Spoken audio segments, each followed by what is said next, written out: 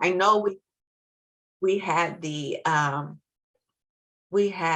topic as to discuss affordable housing, and I gotta say, I was really going back and forth with this topic because it's such a political topic, and it's very emotionally charged for a lot of people, and especially whether, no matter what side of the table you are on, if you are in the business of housing, affordable housing is one of those things that you're just kind of like, you know, everybody needs housing, everybody needs affordable housing. When you look at it from the side of the investor, you know, there's a very different spin. Not that investors don't want affordable housing, but there's a significant impact of affordable housing that it has on people who are housing providers. And we don't hear about that as much. So I don't want this to be at all a political discussion. I do want it to be more around the fact, one, that affordable housing, you know, continues to be a struggle, for all of us, whether you are someone who needs affordable housing or someone who is providing affordable housing. Unfortunately, it has been made into such a political issue. It's really more about economics, and the fact that people aren't making enough money in order to afford reasonable housing. So it's one of those things, and we can talk about it. That's what this whole thing is about. But I want to not get into the political side of it at all, because it really shouldn't be political. What I would like to spend time on talking about today is, if I can get my computer to work. One, for those of you who aren't familiar with Trinity Investment Solutions, we are all about uniting hearts and homes, one door at a time, really looking to identify real estate opportunities and turning them into business solutions, while enabling individuals to accomplish their goals and be delivered from their dilemmas. And what I mean by that is there's so many people who are dealing with issues or are distressed property owners, and we really try to just step in to when we find out and learn about the dilemmas, to use a toolbox of skills and knowledge that I have acquired over the years to solve problems, people's problems with homes. Obviously, affordable housing plays into that quite a bit. I provide people with homes via rentals, whether we're flipping homes to better communities, creating creative financing alternatives in order to help people get out of situations. So just want to make sure that you all know exactly kind of the platform I stand on is Trinity Investment Solutions, and having a license, being a licensed agent really enables me to be able to do that. So I want to talk a little bit about the market data, what's going on in Hamilton County, and why, you know, you hear people say, well, the market is hot, or it's a tight market, it's a seller's market. And yes, our market is all of those things right now, right?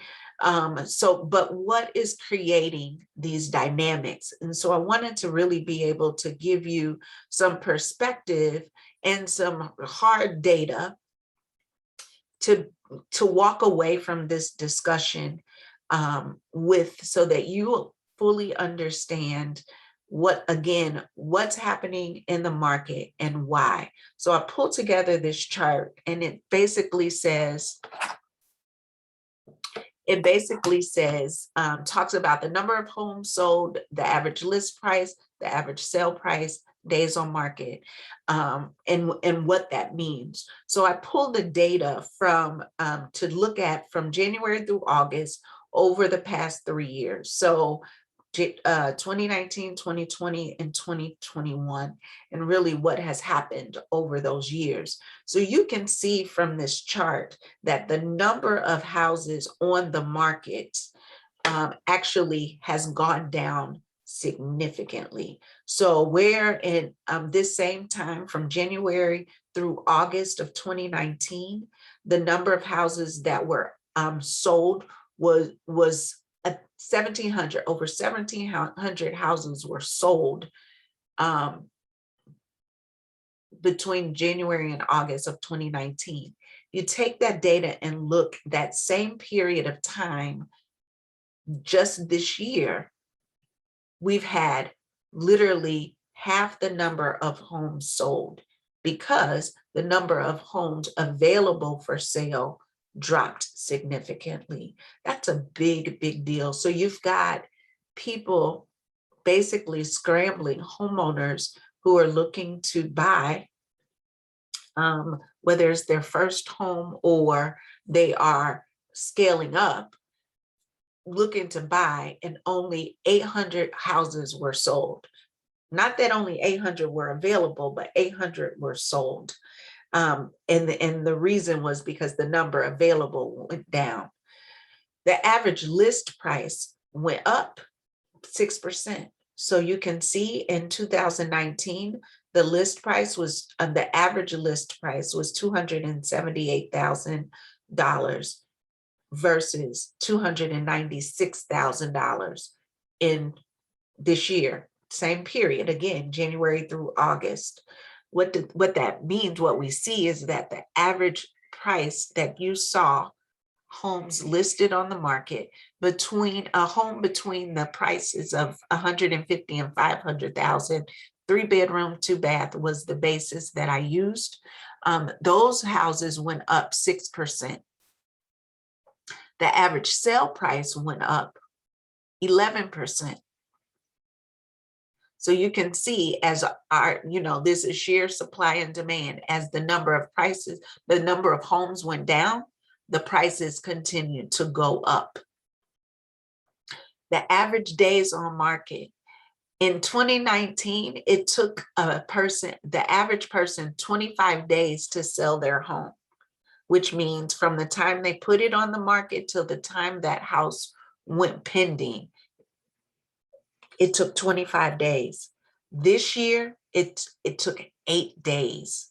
That is a significant drop in the amount of time it takes to sell a home. For the seller, that's fabulous, because now your holding costs have gone down significantly. The concessions you have to make probably are going down significantly, meaning however you put your house on the market, you're going to be able to sell it just as it is, because buyers are not asking for the sellers to make concessions just so that they can get into the home of their choice. The number of the houses that sold in 2019, those houses, 74% of those houses sold in less than 30 days. In 2021, this year, 93% of the homes put on the market sold in less than 30 days. What is that? Let's talk about the impact. The buyer impact on these numbers means not only is the availability of homes lower, but the buyers actually need to have more cash coming to the table to even play in the market, right? And what the impact that has, typically before this market got so crazy, a buyer that didn't have a whole lot of money could still afford to move into a home of their choice. Obviously within the time that they have, or within the amount the bank would allow them to borrow, right? So if the bank pre-approved a buyer for $150,000 cash or $150,000, then that buyer would be able to buy that house with 3.5% down, and pretty much with no problem. Whatever money they had left to move into the house, they could ask for $3,000 or 3% down payment from, or 3% help in closing cost from the seller, and boom, they were in their home. What we see happening in the market now is that those buyers a lot of times are FHA buyers, if they are FHA buyers and they're looking to buy a home with a minimal amount of money down. It's more difficult to get into that home because, one, FHA carries more stipulations that the seller is trying to avoid. So for example, a buyer who has an FHA approved loan, they have to have an FHA appraisal. That FHA appraisal typically will require a seller to make sure they have certain things done to the house. So for example, an FHA appraisal will require a seller to have a banister, a handrail on the stairs coming down. Let's say it's the front of the house. Typically we see that, right? But if a seller doesn't have a handrail, then that FHA appraiser will require them to put a handrail in, which is going to cost them additional money. A conventional loan or a conventional buyer, that would not be required.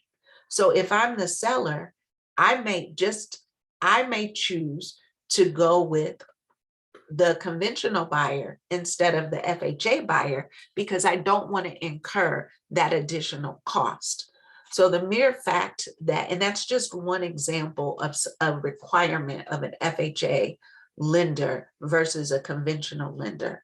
So that when you go back to the impact on the buyer, if a buyer is a FHA buyer, meaning they've got an FHA loan, they will, if they put in the same offer for the same amount of money, the probability that the seller is going to choose the conventional buyer versus the FHA buyer is a lot higher. So it's putting our FHA buyers at a huge disadvantage.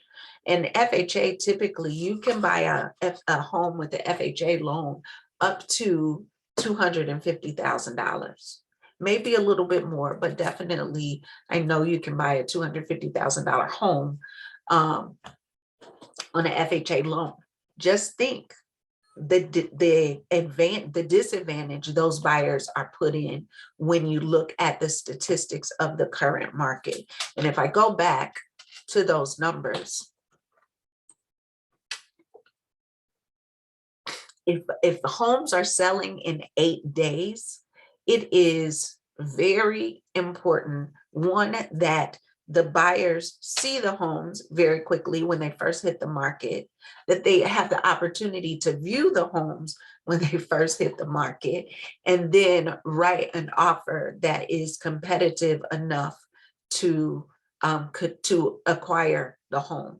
A lot of homes, especially if they're really nice homes, they are sold within hours and definitely within a day or two of even coming on the market. So what I'm saying to buyers is, buyers, one, you've got to have more cash if you're an FHA, because you need that money in order to write a good deal. So you need to work with an experienced agent and or a creative agent who knows how to write a really great offer in order to get you into the home of your choice. But that is the impact that this market is having on particularly first-time homeowners. For those buyers who are not first-time homeowners, and maybe they are selling a home, they are winning on the sell side because they're able to sell their homes for way over market value, and they're able to leverage those funds in order to put down on a new home, which is a great advantage. But again, if they are FHA buyers for whatever reason and not conventional buyers, it could put them at a disadvantage when they're competing in a market that is so tight. When we think about new construction and the impact that it's having on our market, first of all, we are not able to keep pace. The construction or the developers out there are not able to keep pace or are not keeping pace with the demand for homes. And the average price of those new homes that are coming on the market is over $300,000. So if you are a buyer looking for a home under $300,000, which for first-time homeowners, most of us are, most first-time homeowners are looking for homes that are less than $300,000, then you are at a disadvantage. Because what I learned today, just, as I was thinking about the numbers and, asking questions, that there were only 8 homes sold in 2021, January through August of 2021 and 2020, and 6 homes in 2019 during this same period that were new construction homes, at least that were reported on the MLS. Which means, what does that say? It says that most of the new construction, because we're seeing a ton of new construction, but most new construction is at or above $500,000. So what that's doing to the market is just creating a huge supply shortage for us. I see that there are a couple of questions, so I'm going to pause there in the chat.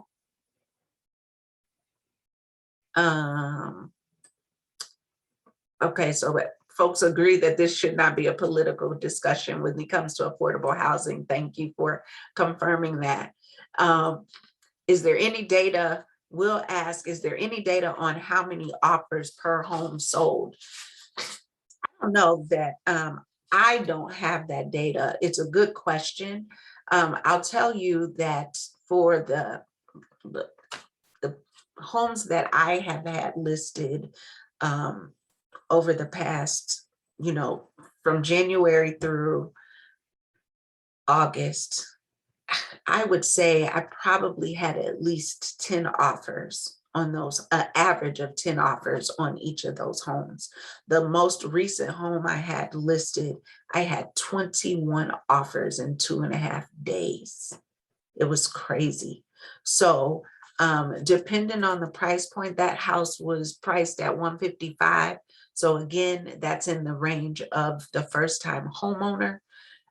Those houses consistently are having a ton of offers. So it's a lot of work for the agent, but they are definitely, it's requiring the home buyers to be creative, to come to the table with more cash, or to really size down on the type of house or the amount of house that they're going for. So if you've got a person in the market, for me as an agent, if I've got a person in the market who has qualified for a $200,000 home, I'm advising them to really look at homes that are between 150 and 175, just so they can compete in the market and not go over their pre-approval amount.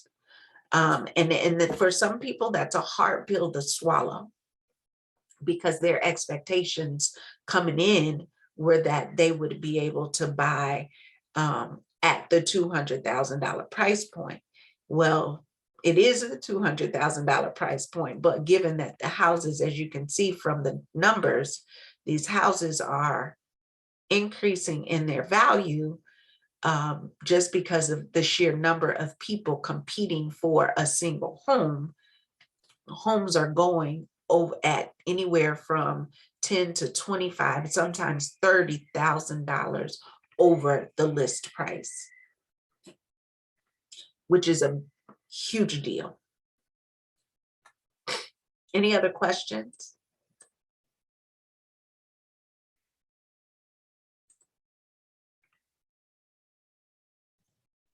I don't see any, Felicia.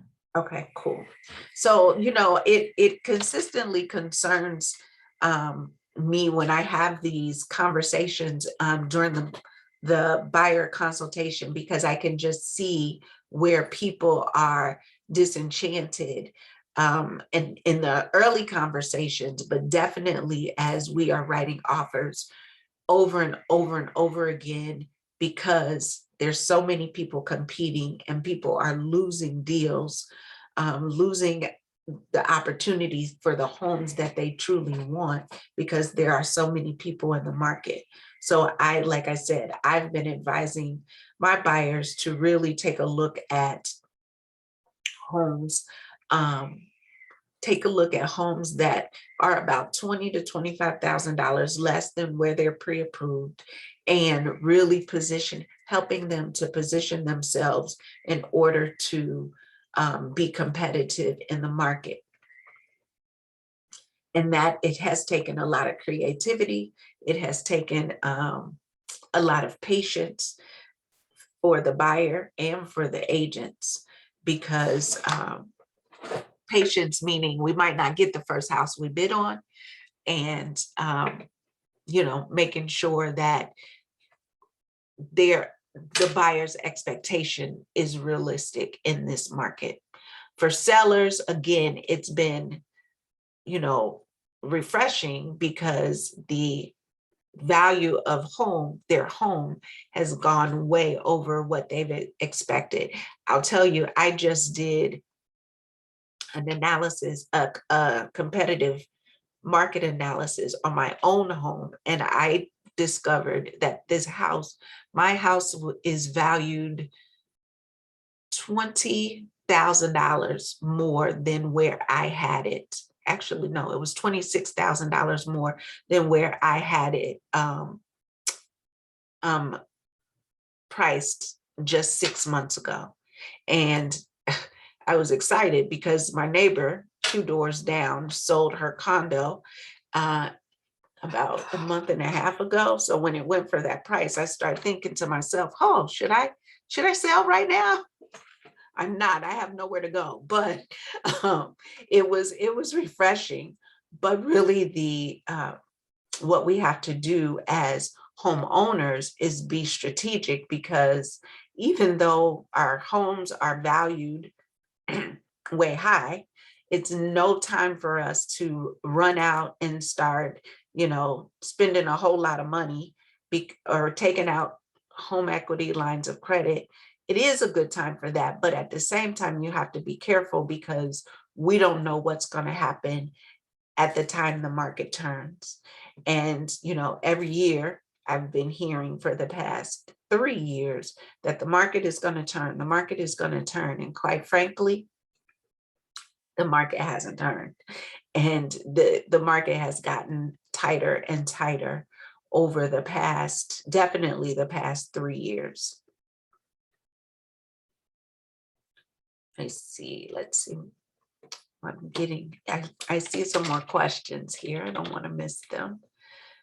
Valerie asked, where are sellers going? They may get a high price for the home they're selling, but I keep wondering where they're finding a new home. Well, I think what's happening is, because they've got a large, you know, chunk of change on the back end from the sale of their home, they're able to effectively better compete in the market than they were, because they maybe didn't have the cash to put down a large down payment on a home, or to put down, you know, the 20%. Maybe they would have been an FHA buyer before, but now they've got this huge amount of equity that when they sell turns into cash.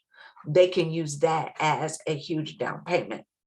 So I think sellers are being creative as well in the marketplace. But yeah, it's interesting to me to find out where they're going, but they've got to go somewhere. I also have seen where sellers are moving in with other family members just so that they get the benefit of the sale. So I think people are getting creative in order to cash out.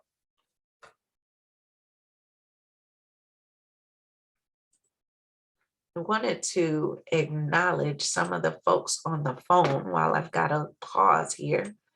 I see Triff, who is with 3CRE. I am excited to see you. Thank you for joining. And then Victoria Parks, I'm excited to see you join us as well. Victoria is one of our candidates for City Council, Cincinnati City Council. So thank you so much, Victoria, for joining us. As you think about, and I'm going to put you on the spot a little bit here, because I know you are also a housing provider. As you think about the market and the impact that it's had on buyers and sellers, Victoria, what have you seen from your vantage point over in your neck of the woods in the city of Cincinnati?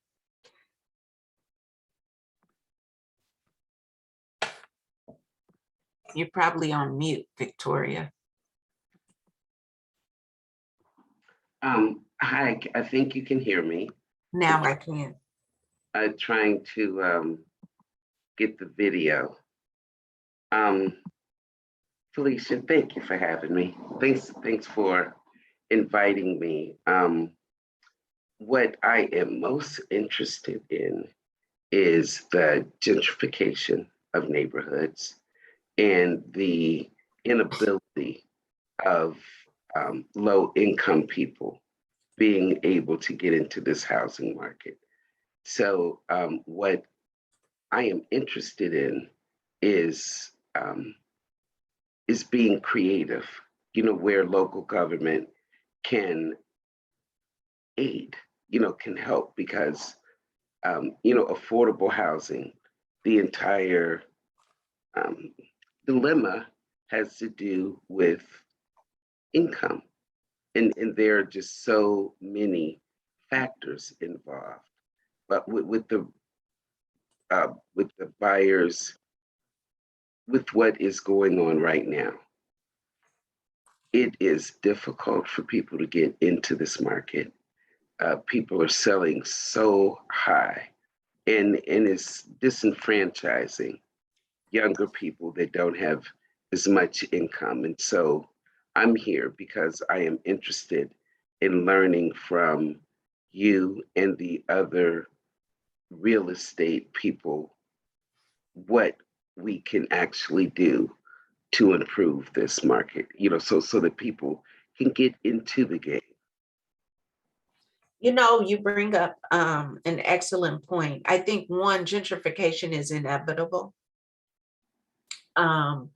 because we want, even though it feels like there's a negative impact on the people who are in those communities, right? There is a negative impact on those people.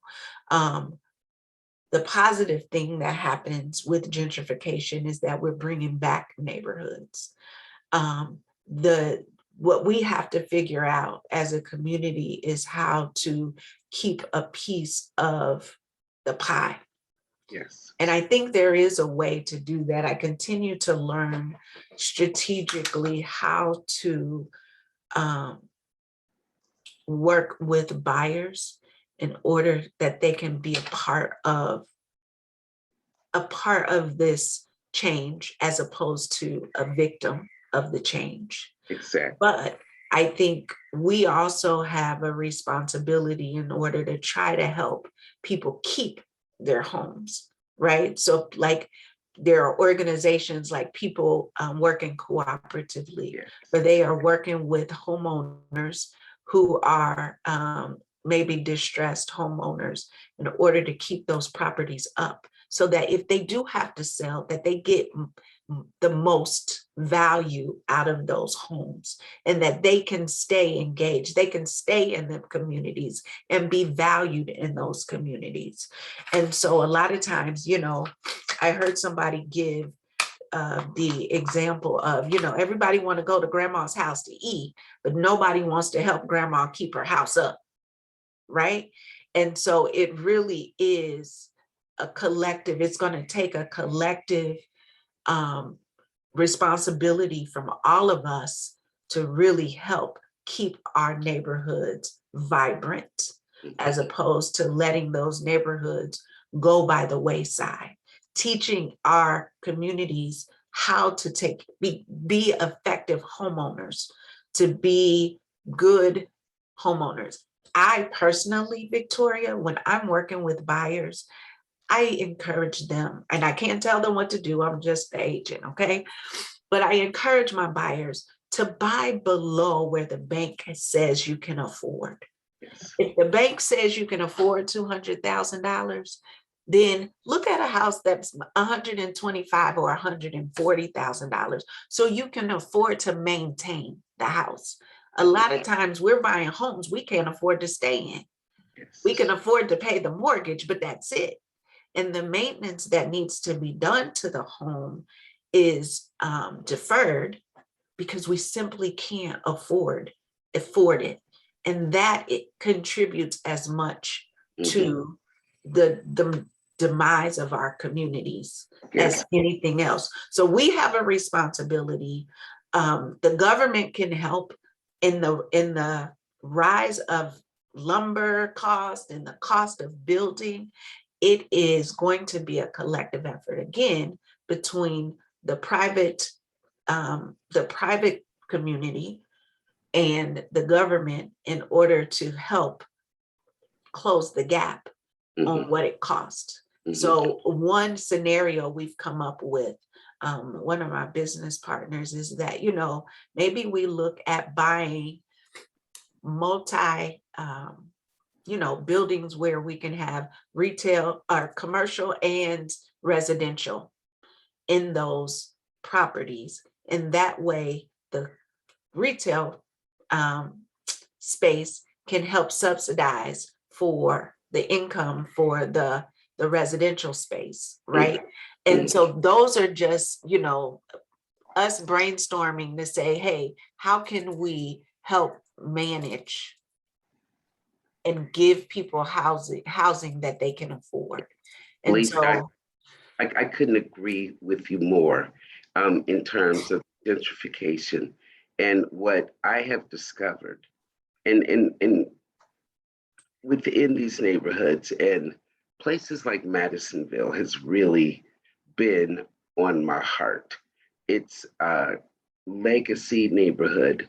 These homes are where the parents or grandparents worked so hard to get these homes. And now that the people that are occupying it are retired or living on Social Security, or they just don't make a lot of money. And the home next door is sold for very low because of the value. The person couldn't keep it up. And so developers come in and they rehab this house. And now you're living next door to a home that's worth over $500,000. It's going to affect your taxes. Now, what I will propose when I get into office is there ought to be a legacy tax abatement for people that have lived there, for their taxes not to go up because somebody next door who is not from the community has bought that and increased the value of the house. The other thing that is on my mind a lot is when they go into these historically Black neighborhoods, to me, I see the same players, the same developers, the big boys that go in there and they're able, and they redevelop it. What I would be interested in is to discover developers like you and the other people on this Zoom. Why can't we contract with you guys so that you get the development and you have a heart for these people? And that way, what I'm looking at, what my point is that these neighborhoods are in need of improvement. And what I would like to see is for the people in these neighborhoods to be proud of the improvements in their neighborhood, to be happy about the change and the development and the upkeep of their communities instead of resentful. And the reason that people are resentful is because they feel disenfranchised. And Can I just interject something? I'm sorry, Victoria, but I just wanted to interject. You talk about, and it's Deborah, put my camera on. You talk about gentrification. I guess my question that I want to make sure we get back on track, because we only have about 20 minutes left, is an ownership within the communities, within our communities, Black-owned communities. How many homeowners within the Black community actually own those homes, or are they owned by people outside of the community already who don't reinvest into their own property, allowing it to go down, don't make those improvements that the tenants demand. And so then they end up selling it to a developer who rehabs it and sells it for $500,000. Some of this is not, and I don't know the statistics, Felicia, you may know, but I just don't think that some of it is in our control if we are not the owners of the property in which we find ourselves residing in. Mm-hmm.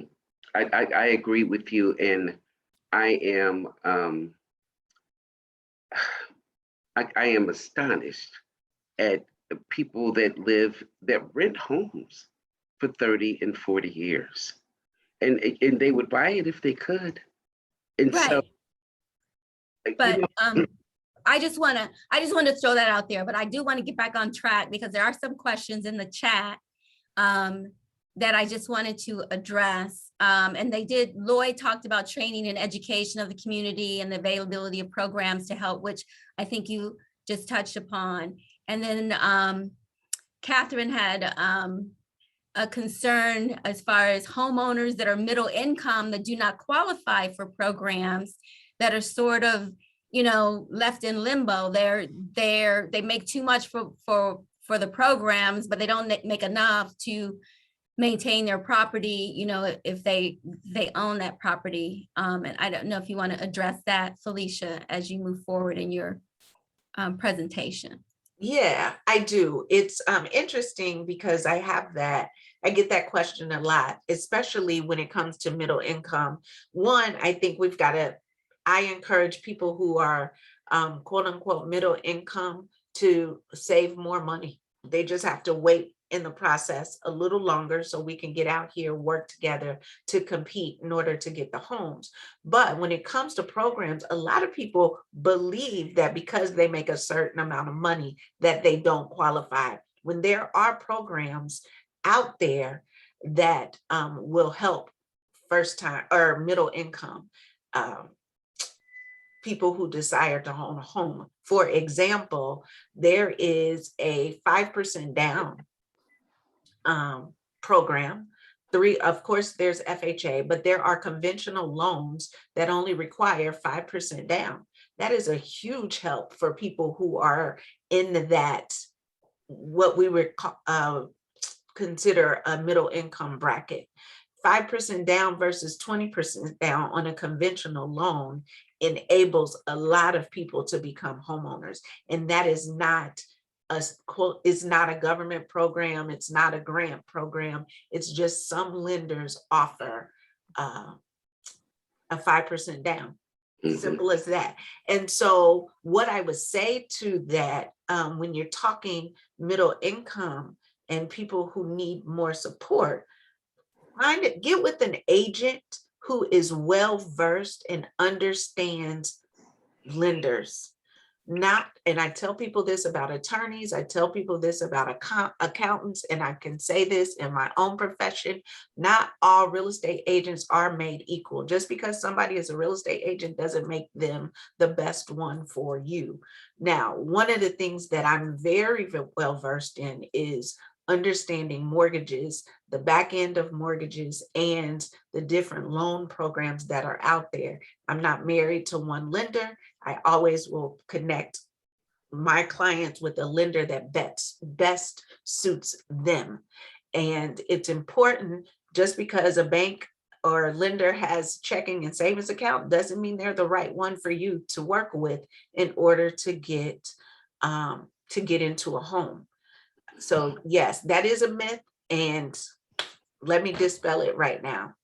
If you are middle income, you can get into a house on a program that a lender offers that would be for somebody who doesn't have a whole lot of cash. Mhm. I see some other questions. Felicia, I would like to interject something. There is a program that the county has that while I was there, I was surprised at the low amount of people that partook in it.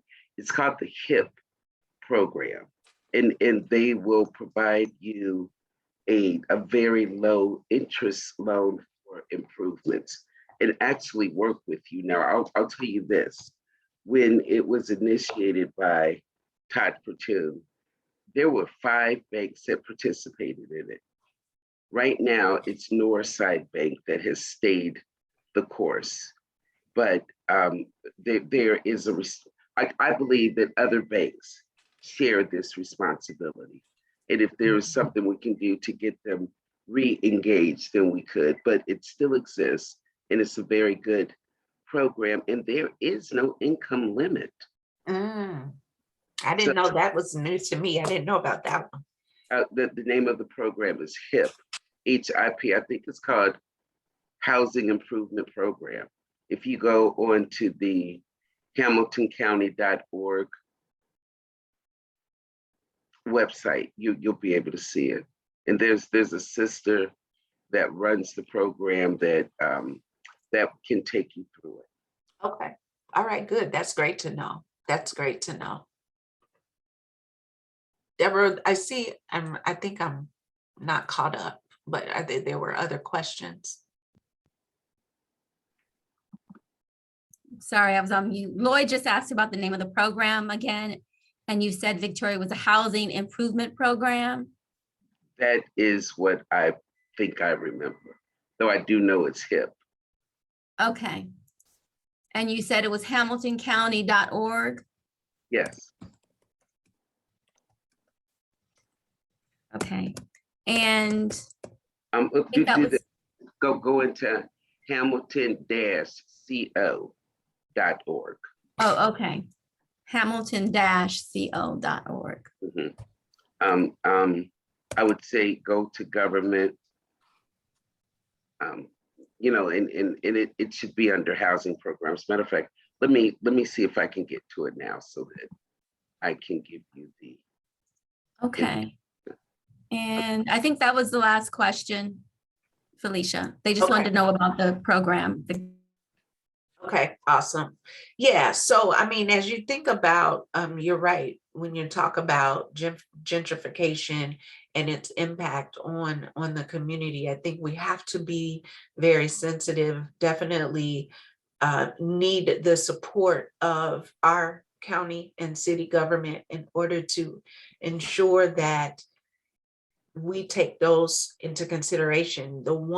Take those folks into consideration. I think the thing that is most concerning, as I have participated in different ordinances and different activities down at City Hall, is that the conversation is so one-sided, right? We look at the impact or it feels one-sided. We look at the impact that it has on the homeowner or the resident / tenant, and we don't spend as much time talking about the small housing providers that are providing these homes.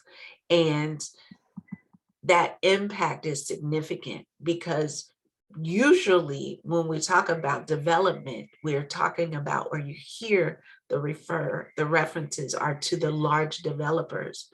But in fact, the small housing providers or the small investors make up a larger number of overall individuals who are doing the development, right? So when you think about these people, the collective number of people who are rehabbing houses, it's not the developers. So how do we help those individuals get the resources that they need? Because those are the people who truly are working one-on-one with those distressed homeowners.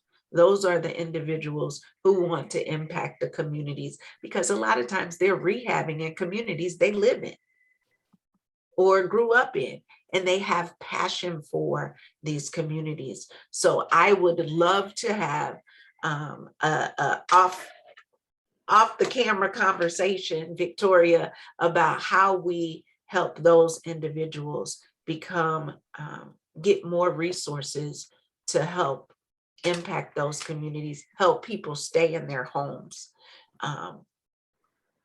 That I think that's really the magic question, because the developers are going to be the big developers. They're going to be focused on big development, right? And how they impact the communities is very different from how we, the smaller guys and girls, are impacting these neighborhoods. Exactly. I am going to put the website into as soon as I can find it. I think someone has done that already. Valerie. Is she? Okay. So Valerie found it. Triff, I'm going to pull you in. Are you still there? I am, Felicia. How are you? Awesome. Thank you so much for joining. I'm excited to see you. I'm excited to hear you guys. Triff is I work with his company, 3CRE Advisors. So we've got a commercial division and a residential division. And what's so awesome about 3CRE is that they have done an amazing job over the past 7 years, just really penetrating the commercial side. So, and I pull you in because as we talk about working with the larger developers, Yeah. What are you seeing and how are they trying to impact the communities and really preserve the communities? Because I've heard of some different creative things developers are doing to try to get communities to be a part of the development process. So can you speak to that at all? Yeah, I can. And first and foremost, great discussion. Actually, Victoria's points, it's something I've never really thought of before in terms of the legacy abatement she brought up, and how it does impact communities, because we always think when communities are getting impacted positively, obviously people are gaining equity in their homes. So when you do have that $500,000 house next door, it helps raise the value of your legacy or your property. But looking at short-term impacts like property taxes and things like that, it's an interesting view that she brought up that I've never actually thought of. So great insight, Victoria. In terms of developers going into these areas, and I know we've talked about Madisonville, and I live in Hyde Park, so I'm very close to Madisonville and come through what's been going on there with the Madmar apartments and everything that's been going on there. The developers have obviously been in close contact with the city of Madisonville and their board. So, Madisonville is an interesting play, and Pleasant Ridge could be another example of that too, that's been going on. But Madisonville is interesting because technically it's a neighborhood or a pocket that is in between kind of all your Class A neighborhoods in Cincinnati, being Madeira, Indian Hill, Hyde Park, Oakley, and Marymount.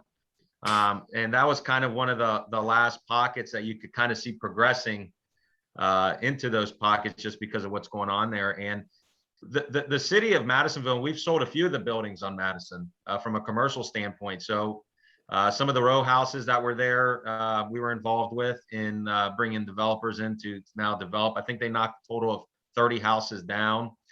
There was an old grocery store there with apartments above that is being represented now. And quite frankly, the seller in that sense owned the grocery store, but because of the crime that was going on back then, he no longer wanted to work there because he had, from a crime standpoint, he had been held up a few times and there had been issues there and he was ready to get out. But what we were able to do is find some developers to work with the city that can start doing some affordable housing. And really, it's not just about developing Class A units. You've also got to develop affordable housing. And that's how you play into the community. Because I think it was Victoria or Deborah that brought it up. Not a lot of those people own the homes. They've been renting there for 20 or 30 years. And a lot of those renters or investors don't even live in Cincinnati. So you talk about investors that are not not only are they not local to that neighborhood, they're not local to the city. So I deal with investors all the time from Asia, from Israel, Canada, different countries that have never even been to the property. They just buy them for 40, 50,000. They can rent them for $700-800 a month, get away with kind of letting them get deferred, never come to the properties. And quite frankly, it's appalling some of the living conditions that some of these tenants live in, but they have no other choice. So what you're seeing now, like in McMicken, that they're doing, and in Madisonville, Pleasant Ridge is starting to go through some of that gentrification as well. You've got to really work with the city to allow affordable housing, and make units that are nice but affordable, whether it's through a government subsidy or that the tenants can actually afford, where their living conditions are good as well. Because yes, these developers are coming in, yes, they're adding value, yes, taxes are going up, but quite frankly, the people living in those conditions shouldn't even be living in those conditions. So, you know, by just moving them or placing them somewhere elsewhere, you're also doing them a favor. And I know a lot of people don't like change and feel like, I think Victoria, you made that they're being disenfranchised or not looked after, but some of those conditions are appalling. I mean, I've been in buildings where you go in there and the roof's been leaking for 6-7 months. There's black mold everywhere. There's chipping lead paint everywhere because they've never painted the place, and it's you know, the kids are now exposed. So it's an interesting debate, but what we're starting to see now is really the cities are taking, sorry for the office line ringing, but the cities are taking a front step into allowing some of these developers come in and really make an impact on the local community, because you do need the local community to be supportive of what's going on there. Because ultimately, if you're displacing people, where are you going to put them? We saw with OTR 10 years ago, and one of the issues they were having was obviously they've misplaced and displaced a lot of people that lived in those conditions. And as you guys all know, Liberty Street, East Liberty, was the most dangerous street in the United States. I don't know if you guys know that statistic or not, but it was a 1 in 3 chance you were a victim of a crime there. And obviously 3CDC, OTR, the city of Cincinnati came in, wanted to redevelop it. But then you had the issue of where are these people going to go? And, you know, ultimately they started going into Westwood, Cheviot, North Side, Price Hill, and kind of started going up the hill. And now you're starting to see kind of that gentrification going on in North Side, because you had so many people. But again, living conditions were appalling. And we sold apartment buildings where developers or investors came in, really added value, but still allowed the rents to be affordable. You know, if rents were supposed, you know, $2 a square foot, they're still at $1.25. The one thing you've got to consider is that some of these rents are not going to be able to sustain the rental rates that they're getting now. So, you know, rents in the $450, $500 range just don't exist. And it's not because these big bad developers want to come in and raise rents and get value. Utility costs have all gone up. Water, sewer, the city of Cincinnati sewer rates are just astronomical now. It's not even the water usage, it's the sewer. So you've got growing expenses that way. Utilities are going up. Insurance is going up. You know, with all these storms that come through and just different insurance claims over the course, property insurance goes up. So it's not always the developer that's the big bad developer. They're just trying to catch up with the expenses, and they've got to raise income to be able to offset the expenses and sustain a profit. You know, there's a lot of risk when you buy buildings. So it's an interesting, it's always, I love getting into the debates or the discussions of gentrification. I think it's an interesting one. Victoria, the part you brought up about legacy properties or a legacy tax, I think is interesting. I think it should apply to people that do own the properties, not just rent there, because ultimately, you know, if you're renting there, you can always rent somewhere else. You know, and I know there's ties to the community and things, but the landlords do have to make a profit. And it's been interesting with COVID because, you know, everyone thinks the landlords are these, you know, and a lot of these guys are not your developers like a 3CDC or a Sunset Properties or some of the guys we deal with. A lot of them are individuals who are just trying to create passive income while building some wealth. And if you don't get a rent payment, it can adversely affect your cash flow. And COVID was interesting because DeWine came out the first day, as many governors did, and said, you don't have to pay your rent this month. And we said, great, but who's gonna pay the mortgage? You're still, you know, the banks didn't offset that cost to the landlord. And it really created a, you know, a landlord is this big bad wolf, and the tenants, you know, and they've got bills to pay as well. So, you know, it's interesting to just see, you know, how that's come about too. And I think we've done a good job. There's been a lot of programs in place. The PPP help, the rent deposit, or the stimulus checks helped for the time being, to a lot of these tenants, and most tenants put them to good use. Some of them didn't. But you know, it was to help your landlord out and things like that. But it's just a very interesting discussion. So I've been really glad to be a part and listen to your presentation, Felicia. Awesome. Thank you. Thank you. I appreciate both of you so much. It's yeah, it's complicated, right? And it really is going to take a collective effort. It's really going to, and I would, as you can, you know, our what campaigning is the word I'm looking for, Victoria.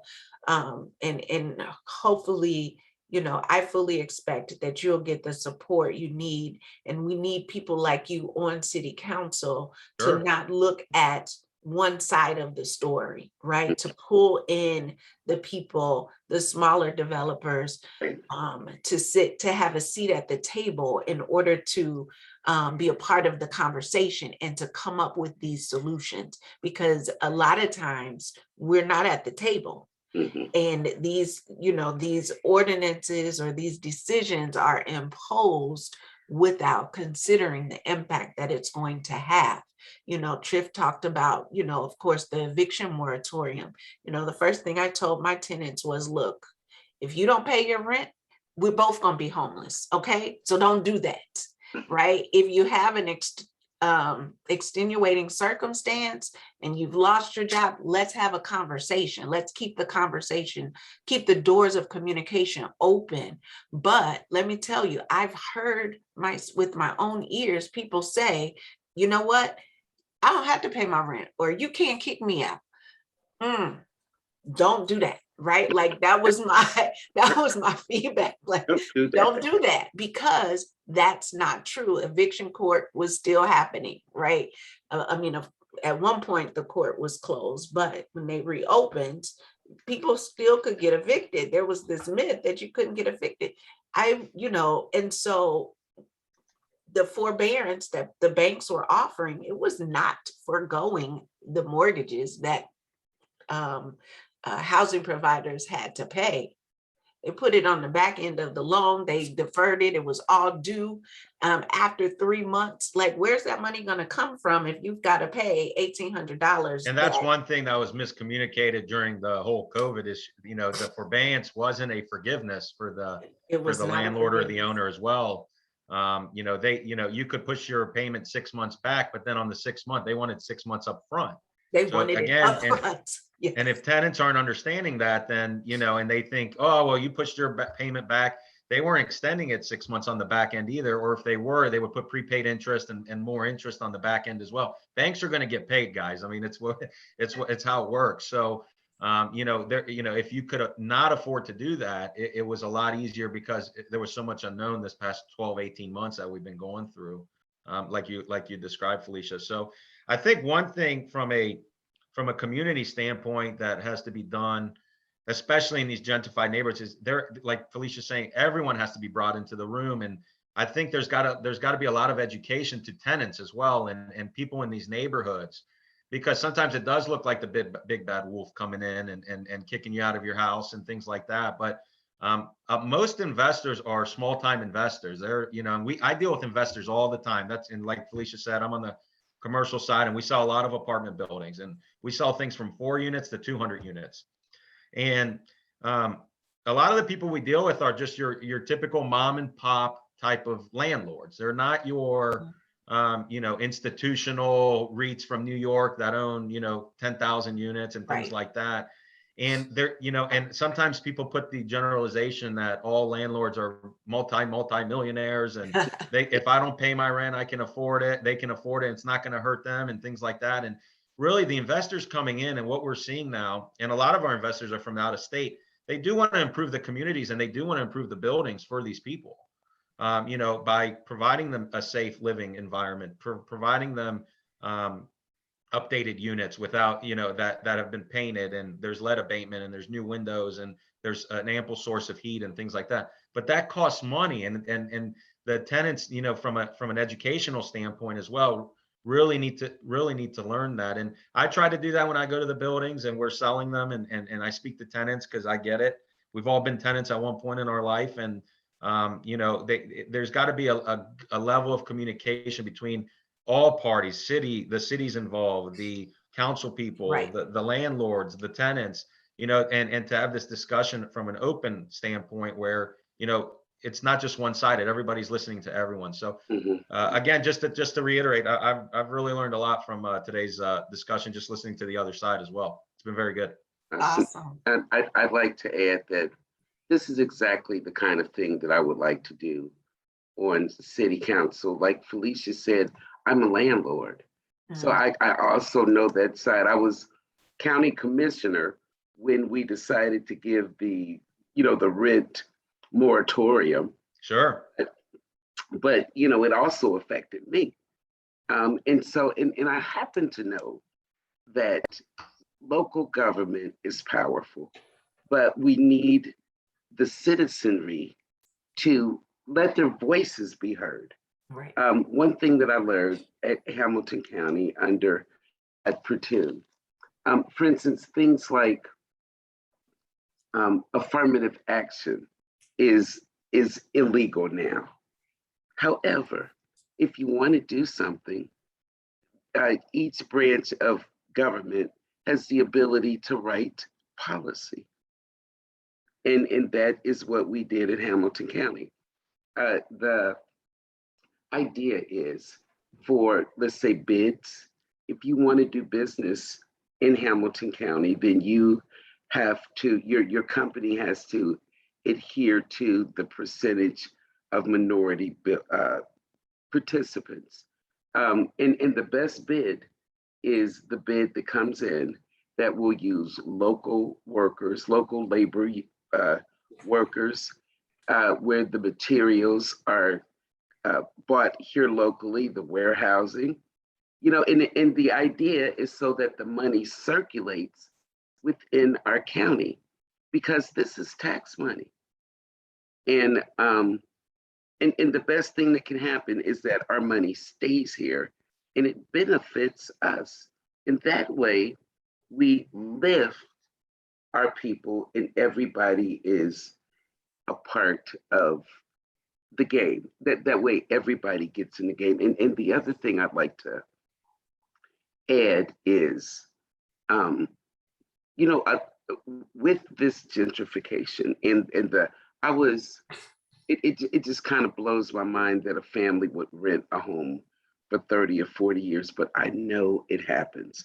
I'm from West College Hill, the sub, and we have the very same thing. And I think that it needs to be addressed, because when 30 and 40 years ago, redlining was still going on. 30, 40 years ago? How about today? Yeah. Exactly. So that that is something I would like to bring up, and also for the small developer like you, like me. I just think that there are creative ways that we can all benefit. I just do. I don't have the answers right now, but I would like to convene a task force compiled of people like you and in neighborhoods, and just do better than what we do. We have to do better, because we are at a crossroads. And if we don't get this right now, if we don't face the hard facts and be honest with one another, it's not going to get better. And it must get better.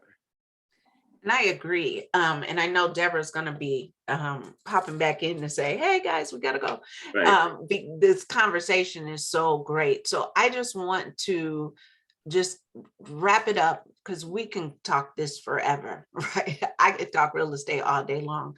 But I want to make sure that the couple of things that we walk away from this conversation is that, one, the market has changed. We don't know when it's going to look different, right? Right now, the inventory is low, the prices continue to rise, as you can see over the past 3 years. The amount of time we have to get into homes is less and less.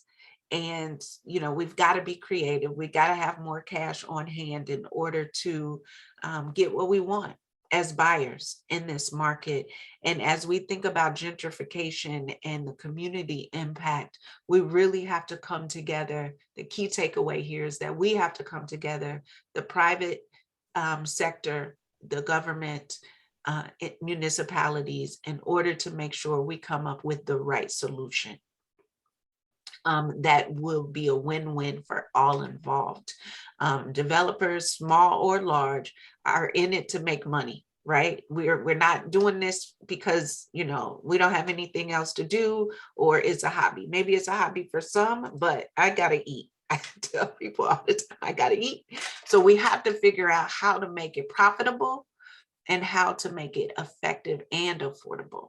So I think that's the challenge of our day. And we'll continue to work, whether it's with the chamber, with the city, with the private sector, in order to make that happen. So I look forward to continuing this conversation tonight, Victoria. We will be hosting, Fha Rucker and myself will be hosting an event in support of Victoria Parks this evening at Nostalgia, and we can learn a bit more about her platform and all she's looking to do on as a city council member. So thank you again so much, Deborah, for this opportunity. And thank you to the African American Chamber. Thank you, Triff and Victoria, and all of you who have joined us today. This is the last of the 4-part series. And I'm just so thankful that you've allowed me to have this time. So I'll turn it back over to you with that. Okay, and thank you, Felicia, for providing us with 4 fantastic webinars about real estate. You've really taken us through the entire trajectory of how to get started, how to leverage resources, and then looking at affordable housing. So this has been fantastic. To Victoria, I have to say, in the chat, someone said we need civics and personal financial education in the schools. So Victoria, I challenge you as an upcoming council member to see to it that we get financial education within our school system so we can help close this wealth gap amongst all of us and our future generations. So having said that, I want to thank everyone for joining us today. I want to thank Felicia, and I hope that you all join the event tonight that Felicia was just talking about in support of Victoria and in support of our future. So again, thank you, stay safe and stay healthy. And we'll have to do this again, Felicia. Thank you so much. All right, take care. Take care, everyone. Bye-bye. All right, bye-bye.